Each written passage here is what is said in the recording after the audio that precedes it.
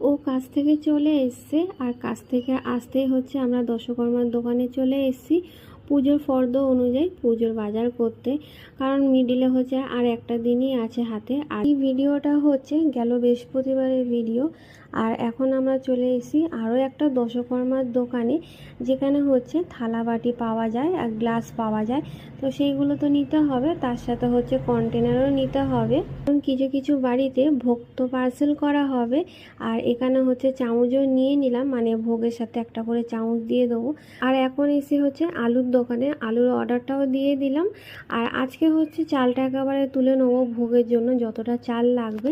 আর বাড়ি ফেরার পথে একটুকুনি দুজন মিলে একটু ফুচকাও খেয়ে নিচ্ছি। বাজারে এসে ফুচকার দোকানে একটু ফুচকা খাবো না সেটাও কি হয়। তো এসেই মাত্র বাজার থেকে আবার হচ্ছে কাজে লেগে গেছি, সেলাইয়ের কাজে। মানে মাথার মধ্যে একটা টার্গেট নিয়েছি যে আজকের মধ্যে কাজ আমাকে শেষ করতেই হবে। কারণ হচ্ছে কালকে সকালে তো আমাকে আবার বেরাতে হবে, সকালে না বিকেলের দিকেই বেরাবো, তবুও তো তার মধ্যেখানে অনেক কাজ থাকে। আমার এখানে মুকুট তৈরি করা হয়ে গেছে বলতে গেলে জগন্নাথের জন্য। আর এই হচ্ছে মুকুটের ফাইনাল লুক।